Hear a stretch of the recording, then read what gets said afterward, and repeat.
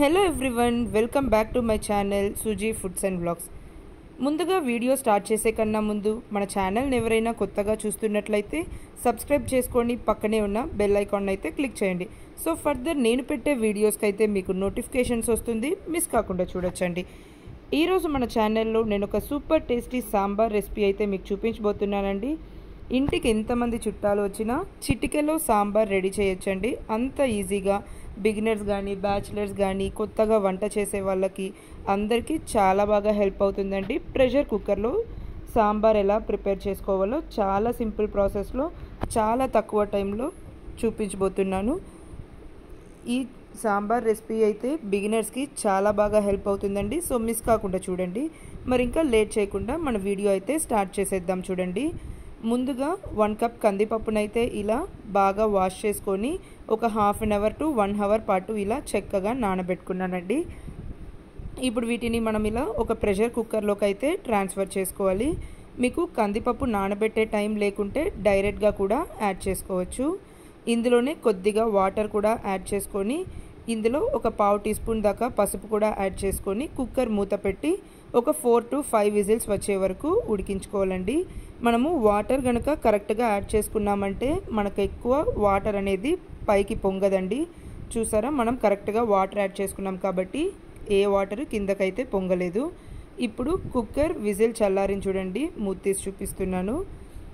చూసారా ఎంత మెత్తగా ఉడికిందని. మనకు ఎప్పుడైనా సరే సాంబార్కి ఇలా మెత్తగా పప్పు అయితే ఉడకాలండి, అప్పుడే టేస్ట్ బాగుంటుంది. మీరు పలుకుగా ఉడికించుకున్నారంటే సాంబార్ టేస్ట్ అనేది డిఫరెంట్గా ఉంటుంది. ఇలా ఒక గరిటెతోనే మ్యాష్ చేసేసాను. చూసారా ఎంత చక్కగా మ్యాష్ అయిపోయిందో.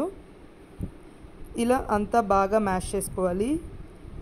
మనము వాటర్ కరెక్ట్గా యాడ్ చేసాం కాబట్టి కరెక్ట్గా సరిపోయిందండి. ఇప్పుడు ఈ పప్పులో అయితే మనము వెజిటేబుల్స్ యాడ్ చేసుకోవాలి. నేను ఇక్కడ దొండకాయ సాంబార్ చేస్తున్నానండి. సో సన్నగా కట్ చేసుకున్న దొండకాయలు పొడవుగా కట్ చేసుకున్నానండి. ఇంకా ఉల్లిపాయలు, టమాటో, ఇంకా దొండకాయ సాంబార్లోకి అయితే సన్నగా తురిమిన కొబ్బరి వేస్తే చాలా బాగుంటుందండి టేస్ట్. ఇక్కడ వెజిటేబుల్స్ అయితే మీకు నచ్చినవి యాడ్ చేసుకోవచ్చండి. ఇలా సింగిల్ వెజిటేబుల్ యూస్ చేసి చేయొచ్చు, లేకుంటే మిక్స్డ్ వెజిటేబుల్స్ అలా మీ దగ్గర ఉన్న వెజిటేబుల్స్తో అయితే మీరు చక్కగా సాంబార్ అయితే ప్రిపేర్ చేసుకోవచ్చు. నేనైతే ఇక్కడ దొండకాయ సాంబార్ అయితే చేస్తున్నానండి. మనము కొబ్బరి అయితే అన్ని సాంబార్లోకి వేయమండి, కొన్ని వెజిటేబుల్స్కి అయితే ఇలా కొబ్బరి వేస్తే చాలా బాగుంటుందండి టేస్ట్. ఇప్పుడు ఈ సాంబార్లోనే మనము రుచికి సరిపడిన సాల్ట్ యాడ్ చేసుకోవాలి. ఇంకా ఇందులోనే సాంబార్ పౌడర్ కూడా యాడ్ చేసుకోవాలి. నేను ఇక్కడ 2 టేబుల్ స్పూన్స్ దాకా సాంబార్ పౌడర్ అయితే యాడ్ చేస్తున్నానండి. నేను ఇక్కడ home made sambar powder add చేస్తున్నా. ఇందులోనే కారం కూడా ఉంది, అందుకని సెపరేట్గా కారం అయితే యాడ్ చేసుకోవటం లేదండి. మీరు ఒకవేళ సాంబార్ పౌడర్ యాడ్ చేసేలా ఉంటే సాంబార్ పౌడర్ కొద్దిగా ఇంకా కారంకి తగ్గట్టుగా కారపొడి అయితే యాడ్ చేసుకోవాలి. ఇప్పుడు మనము సాంబార్ కన్సిస్టెన్సీకి తగ్గట్టుగా అయితే వాటర్ యాడ్ చేసుకోవాలండి.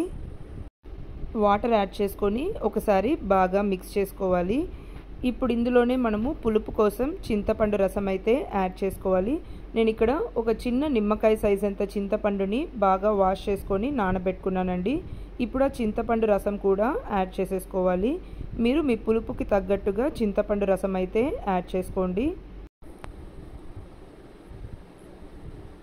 ఇలా చింతపండు రసం యాడ్ చేసుకొని ఒకసారి బాగా మిక్స్ చేసుకోవాలండి. నేను చూపిస్తున్న ఈ ప్రాసెస్లో కానీ మీరు సాంబార్ చేశారంటే ఈవెన్ వంట రాని వాళ్ళు కూడా చాలా సింపుల్గా ప్రిపేర్ చేసేస్తారండి. అంత బాగుంటుందండి టేస్ట్ కూడా. ఇప్పుడు వీటన్నింటినీ ఇలా ఒకసారి బాగా మిక్స్ చేసుకున్నాం కదా. ఇప్పుడు మనం మన సాంబార్ కన్సిస్టెన్సీకి తగ్గట్టుగా అయితే వాటర్ యాడ్ చేసుకోవాలండి.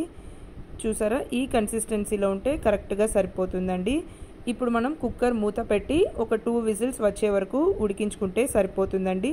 బట్ నేనైతే ఇక్కడ 3 విజిల్స్ పెడుతున్నానండి, ఎందుకంటే కూరగాయలు మెత్తగా ఉడుకుతుందని. ఈవెన్ కూరగాయలు నచ్చని వాళ్ళకు కూడా ఇలా సాఫ్ట్గా ఉడికిందంటే చాలా ఇష్టంగా తినేస్తారండి. అస్సలు కూరగాయ ముక్కలు అయితే పక్కకి తీసి పెట్టారు. ఇంకా పిల్లలు కూడా కొంతమంది వెజిటేబుల్స్ అయితే లైక్ చేయరు కదండి. అలాంటి వాళ్ళ కోసం అయితే ఇలా మెత్తగా ఉడికించారంటే మ్యాష్ చేసి పెట్టేయచ్చండి, ఇష్టంగా తినేస్తారు. చూసారు కదా, మన సాంబార్ అయితే రెడీ అయిపోయింది. ఎంత పర్ఫెక్ట్గా ఉంది కదండి. ఈ కన్సిస్టెన్సీలో ఉంటే సరిపోతుందండి మనకు సాంబార్ అయితే.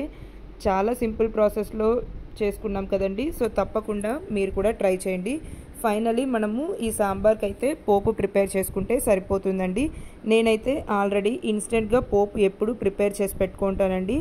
ఆవాలు, జీలకర్ర, కరివేపాకు వేసి అవి యాడ్ చేసేసాను. ఇంకా ఇందులోనే కొద్దిగా కొత్తిమీర కూడా చల్లుకుంటే మన సాంబార్ అయితే రెడీ అయిపోయిందండి.